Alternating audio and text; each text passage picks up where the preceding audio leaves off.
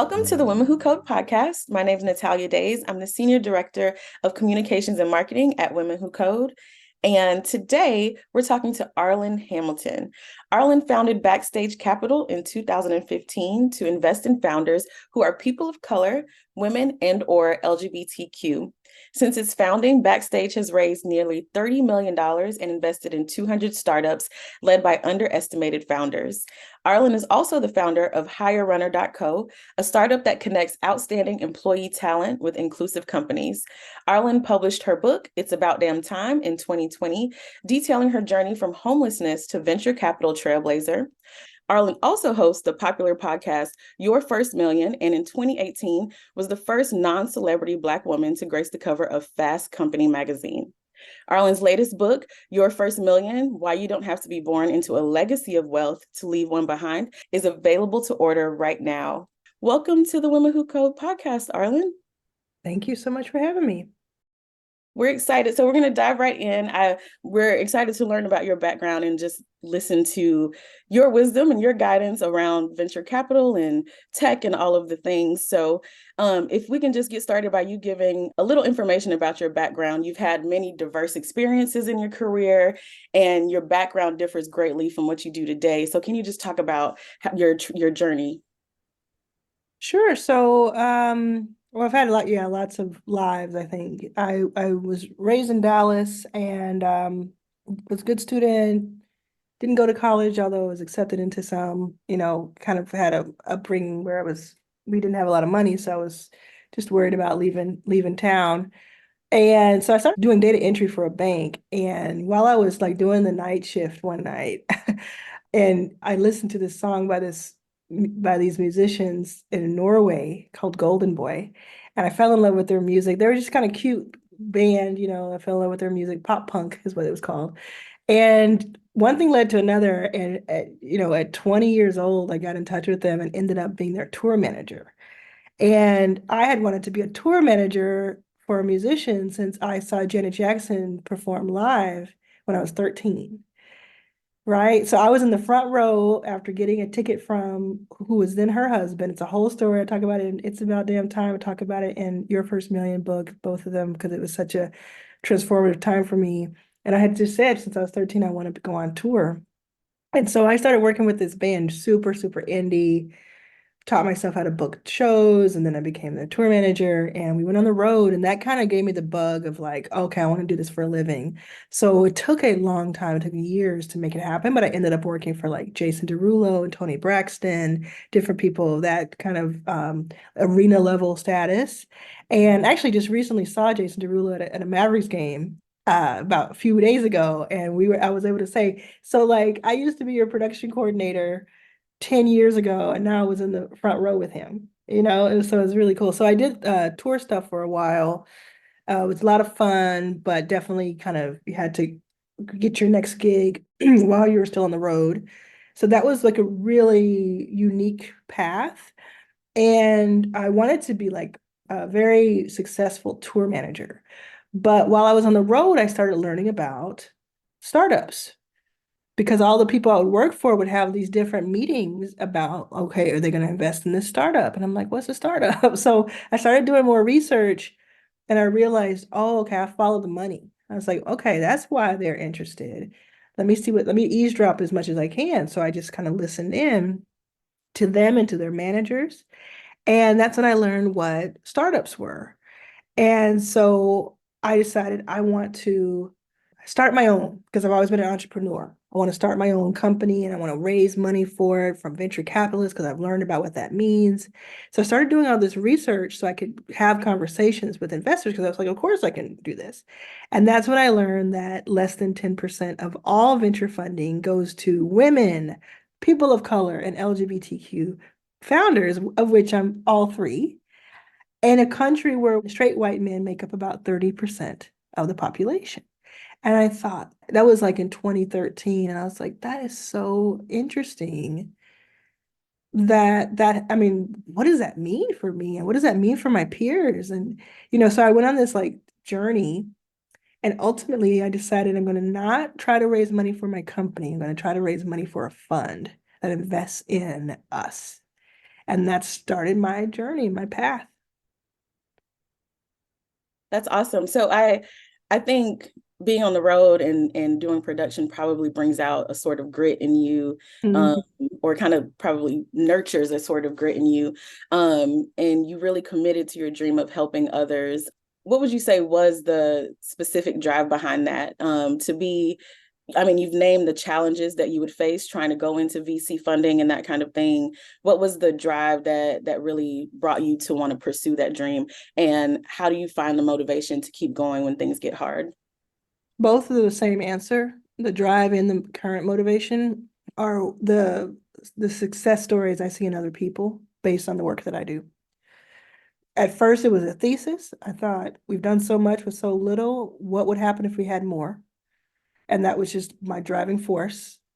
All the people who I just named, women across the board, people of color, LGBTQ, what would happen if we had more? And so then, as over the years, I've invested now in 200 plus companies, and I can see without a doubt that it makes a difference. That becomes addictive. It becomes addictive to see that sort of transformation in other people and to know not only is that like a direct help, right? It is also, it's contagious. So other people do it, and you have this ripple effect that's created. And so jobs created and opportunity created and people getting customers getting amazing products in a lot of cases. And then people saying, I have success here. I'm going to turn around. I'm going to invest in other people. So seeing that through all of the ups and downs that I've gone through, that I still go through with Backstage Capital, because it is such a groundbreaking fund. It is not an easy thing to run. It always goes back to, okay, but like if we stop right now, how many people get to miss out on what we're doing? Because it makes a difference every single year. I was looking back on it this year because I was thinking through COVID and through the uprising and everything. I was thinking we somehow, no matter what, as an indie fund, still managed to invest in at least 30 companies per year. That's a big deal. That is not only the 30 companies that get investment, because they get maybe 50,000, 100,000, 200,000, but it's also the people who watch them and believe that they can too. So you told us kind of what makes Backstage Capital special, and you talked about disparities in VC funding.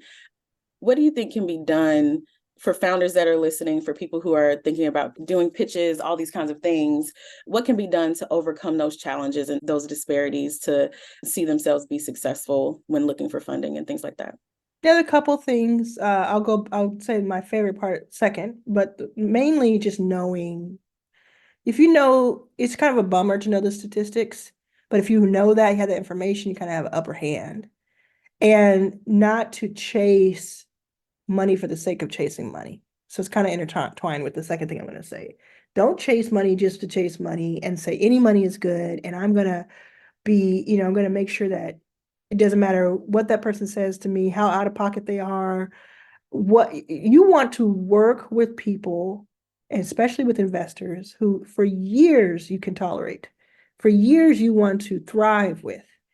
So if somebody says something to you sideways in a meeting, you have to be willing to walk away from $100,000. It's not worth it. It will never be worth it. That goes hand in hand with, I don't think that everybody needs outside investing.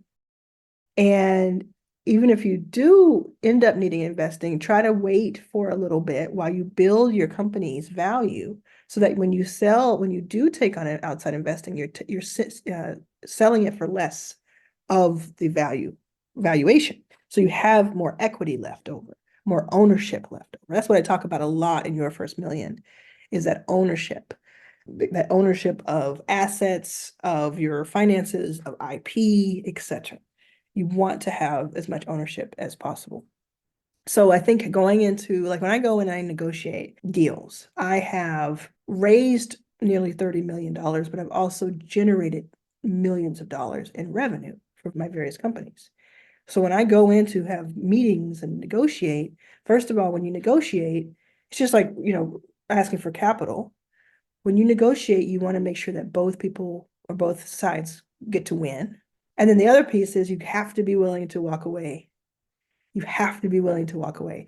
The person who is willing to walk away without kind of begging in the moment wins.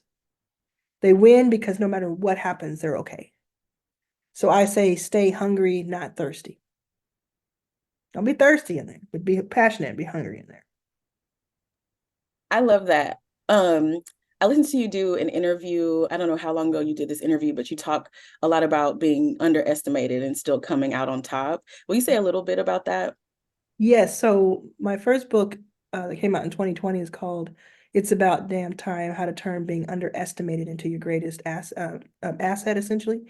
And the word underestimated is we have that trademarked in the US and the UK under financial works because we always talk about underrepresented, which is an accurate statement. We're underrepresented in a lot of rooms, and a lot of rooms in tech and investing. We talk about minority is another word that's thrown around, the minority founders. I don't like those words. They're accurate to a point, but I don't like them. I think when you add underestimated, and this is a phrase that we've been saying for years now, it changes the connotation. It gives you a little bit of imagination. It says, okay, that means that somebody else is missing out on something, not seeing something. That means too that I, the person who's underestimated, have so far to go that I get inspired by that. And so it's just I pay attention to words. Words are really important to me, and that type of mentality I think is important because so much of what I've seen from sleeping on the floor of the San Francisco airport, and that was like lived there, to working with millions, personally becoming a millionaire, having a $6 million investment from Mark Cuban, so working with billionaires on a joint venture. The number one thing that I've noticed from people that kind of blocks them from changing their circumstances is their mindset. Either they don't believe that they're allowed or that it could possibly be them who becomes a millionaire or who can get out of their current circumstances, or their mindset is there's something else up with it. And this is why I called the book Your First Million, because I believe that 99.9% of the people reading the book or listening to this right now can be millionaires or can make their first million. And that's why I say first million. Everything I say is very precise. And so in the book, the feedback that I'm getting already is like from all walks of life is like, oh, you taught me I could, this is mine too. This belongs to me too. And then if you have that mental shift and you understand why and I go through logically why, then the rest of the book that tells you how, that part is like, oh, that's gravy. It's like, oh, okay, let's go. But if you don't believe you can, you can't really apply stuff, step-by-step guide that I have. You can't apply it. I love that. I think a lot of you've mentioned this, but I think a big part of believing it is just representation and seeing other people who look like you, who are like you, achieve that as well. So I really appreciate that message. Just a gentle pivot. What advice would you give someone considering making a career shift similar to what you did? Oh, so I've had many career shifts. First of all, I think that you should allow yourself to. I think I just spoke with a woman named Valerie Workman, who used to be the head of people at Tesla. She's a Black woman, and she was there for 4 years, and then now she's at another company, and she was at one before that, a big company. And she said that she took the company from 50,000 people to 100,000 people. She was a head of people there. She said that even with that background, people thought of her as flaky. And what she was saying was, because she has a new book out, and what she was saying like is that actually help me build upon different things, having these different experiences help me build the career that I wanted. So when some people are like pivoting, I'm talking to a friend about it right now, they're kind of concerned about what someone else is going to think, what other people are going to think of them. And I just can't relate to that. I don't even know where I would begin if I worried about what people thought about my career choice. If you didn't give birth to me and you don't pay my rent, why does it matter what you think? And even then it's a conversation, right? So to me, so if you're thinking of pivoting, ask yourself why. Are you running from hurt, running from pain? Are you running towards something better? As long as you feel it's the right thing to do, or you want something that's more fulfilling, you want something that you feel like you're better at, or you want to challenge, or any of these myriad of reasons, once you're good with yourself, like it's important to take a reflection and understand why you're doing anything, understanding your intention, because then you can set your sights on things and go towards it. But once you're good with the idea and the decision, don't let other people's opinions stop you. Don't let them. You have a family most likely, and you got to think about, like, if you have children, you have to think about what's best for them. You have to think about what's best for your household. But you don't have to think about what Bebe says on Instagram. Bebe has her own problems. I love that. Baby has her own problems for sure. Plus She one. Plus one. um, I've asked you like a lot of like advice questions, guidance questions. Our audience at Women Who Code is going to be entry to executive level women, non-binary people in tech. And so what pro tip would you give this community, the Women Who Code community? When it comes to what in particular? To career navigation, to living into their dreams, even though they are going to be the underestimated and the probably the only one in the room, that kind of Yeah. thing. Oh yeah, there have been so many times where I've met people who were the only one in the room. And I'll say what I said to one woman who said it on camera at a conference. And she's a Black woman, and she was like, she says, I can't remember what she said she was doing, but she was studying like molecular da da da da da da da, something way over my head. And the room applauded her when she said it, but she was very intent on saying, I'm oftentimes the only Black woman in the room, or the only Black person in the room, or the only woman in the room.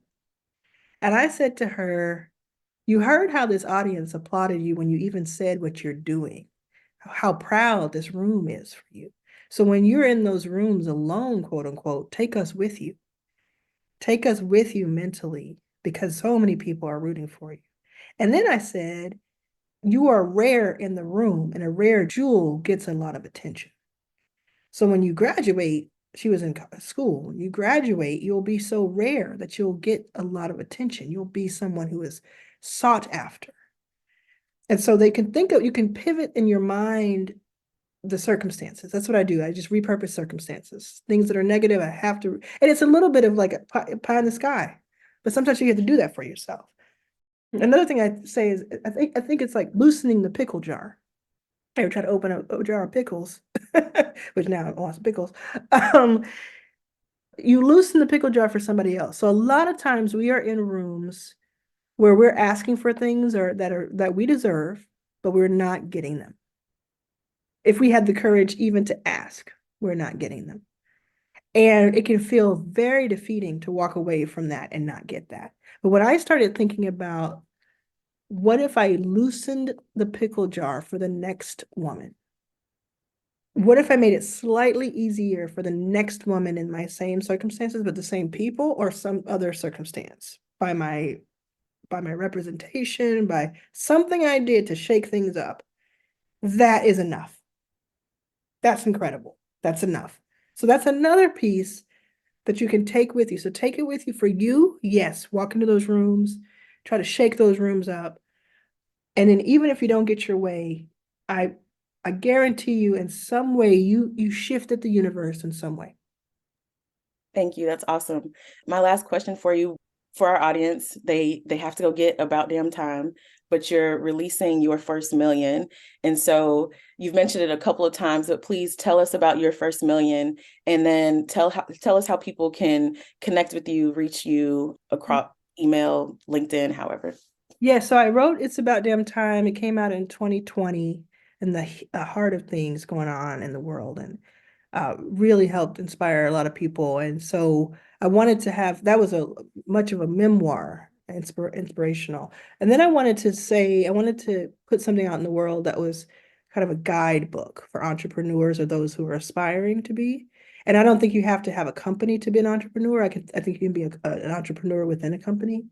You're the entrepreneur of your career, the CEO of your life.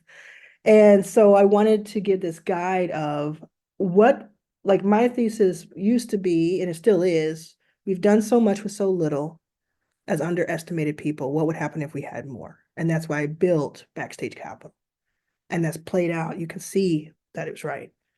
And now my thesis is, and this remains that one, but in addition to that, it is that, well, it's just a hope. I want to see 1,000 new millionaires in the country that represent the demographics of the country, at the very least represent them, if not outsized. And I want to help create and cultivate and catalyze that group of people. And so I have Your First Million, the podcast that I've had for 4.5 years. That's an audio podcast and a video now of this year, as of the last few months on YouTube. That's Your First Million. This book is an extension of that. So we talk about the things I've learned in those hundreds of interviews with millionaires and billionaires. And then it also introduces this idea of, or really puts a fine line on this idea of, what if there were, for every one billionaire, for the next billionaire, what if there was 1,000 millionaires like us? What would that do? What kind of power, control, influence, quality of life could we affect? And so the book, and then the event that happens April 9th through the 12th in Los Angeles, Your First Million Live, it's at Your First Million Live, yourfirstmillion.live is the website. All of these tie together, and the event is where we'll have the convening. The book is where I lay out the thesis, tell you why I think it's important for us to have that to begin with, tell you how to make your first million, and then we meet at Your First Million Live. And you asked me how people can keep up with me. I spend a lot of time on Instagram at Arlan Was Here, ARLAN Was Here. I'm also on LinkedIn. And you can go to yourfirstmillion.live to grab the pass to Your First Million Live. And Your First Million, the book, you can order right now. Thank you, Arlan. Thank you so much for your time. And thank you to everyone tuning in to the Women Who Code podcast. This has been great. Thank you.